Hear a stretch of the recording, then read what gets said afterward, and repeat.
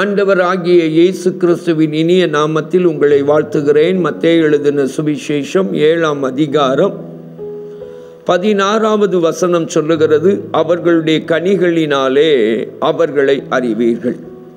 என கண்பானவர்களே, நம்முடைய வாழ்க்கையில் நாம் கனி கொடுக்கிறவர்களாய், அதுவும் மிகுந்த கனி கொடுக்கிறவர்களாய், நிலைத்திருக்கிற கனி கொடுக்கிறவர்களாய் நாம் காணப்பட வேண்டும் என்று தேவன் விரும்புகிறார். நம்முடைய வாழ்க்கையிலே நாம் கொடுக்க வேண்டிய மற்றொரு கனியை குறித்து வேதம் சொல்லுகிறது. எபிரேயர் 13ஆம் அதிகாரம் 15வது வசனம், ஆகையால் அவருடைய நாமத்தை துதிக்கும் உதடுகளின் கனியாகிய ஸ்தோத்திர பலியை அவர் மூலமாய் எப்போதும் தேவனுக்கு செலுத்த கடவோம். என கண்பானவர்களே, வேதம் நம்மை பார்த்து சொல்லுகிறது, தேவன் நம்மிடத்தில் எதிர்பார்க்கிற ஒரு கனி ஸ்தோத்திர பலி ஆகிய கனி. அதைத்தான் சங்கீத புத்தகத்திலே வேதம் சொல்லுகிறது, ஸ்தோத்திர பலியிடுகிறவன் தேவனை மகிமைப்படுத்துகிறான். என கண்பானவர்களே, நம்முடைய வாழ்க்கையிலே நாம் தேவனை மகிமைப்படுத்துகிற வழியிலே ஒன்று என்ன? ஆண்டவருக்கு ஸ்தோத்திரங்களை செலுத்துவது, ஸ்தோத்திர பலியிடுகிற அனுபவம். என கண்பானவர்களே, ஸ்தோத்திரத்திற்கும் ஸ்தோத்திர பலிக்கும் ஒரு வித்தியாசம் உண்டு. ஸ்தோத்திரத்திற்கும் ஸ்தோத்திர பலிக்கும் என்ன வித்தியாசம்?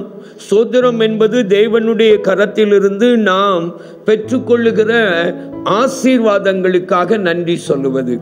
ஆனால் ஸ்தோத்திர பலி என்பது என்ன? சங்கீதம் 50:23 சொல்லுகிறது ஸ்தோத்திர பலியை. இந்த எபிரேயர் 13:15 சொல்லுகிறது ஸ்தோத்திர பலியை.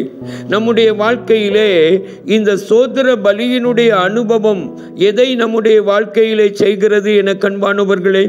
இதைத்தான் நாம் இன்னமும் வாசிக்கிறோம். அதே சங்கீதம் 50:14 நீ தேவனுக்கு ஸ்தோத்திர பலியிட்டு. அந்த ஸ்தோத்திர பலி என்பது என்ன தெரியுமா? நம்முடைய வாழ்க்கையிலே துன்பங்கள் வரும் பொழுது, நெருக்கங்கள் வரும் பொழுது, நாம் எதிர்பாராதவைகள் நம்முடைய வாழ்க்கையிலே நிகழும் பொழுது, நன்மையை எதிர்பார்த்து அந்த நன்மை நம்மை விட்டு தூரமாய் விலகி நிற்கும் பொழுது நாம் தேவனுக்கு ஸ்தோத்திரம் என்று சொல்லுகிறோமே. அன்றியும் அவருடைய தீர்மானத்தின்படி அழைக்கப்பட்டவர்களாய் தேவனிடத்தில் அன்பு கூறுகிறவர்களுக்கு சகலமும் நன்மைக்கு ஏதுவாக நடக்கிறது என்று, நன்மையாக அல்ல, நன்மைக்கு ஏதுவாக நடக்கிறது என்று அறிந்திருக்கிறோம் என்று ரோமர் 8ஆம் அதிகாரம் நம்மை பார்த்து சொல்லுகிறதே 26வது வசனம்.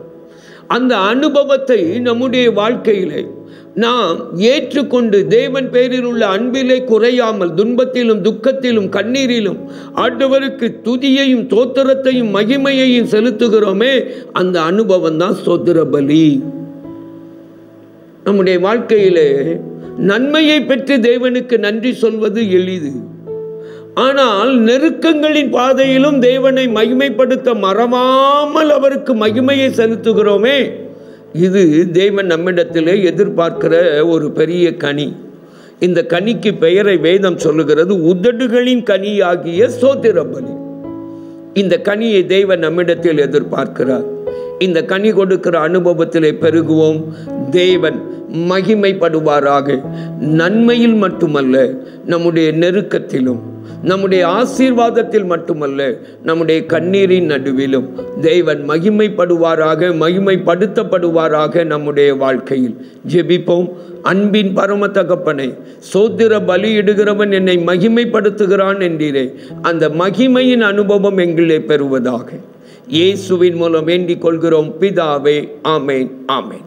அன்பானவர்களே, உங்கள் ஜெப தேவைகளுக்கும் மேலதிக விவரங்களுக்கும் தொடர்பு கொள்ள வேண்டிய எங்கள் முகவரி: சகோதரர் பி. பொற்செல்வன் ஆசீர், கிருபையின் ஊழியங்கள், ஆபிரகாம் நகர், பெரிய நாயகபுரம், தூத்துக்குடி 628101.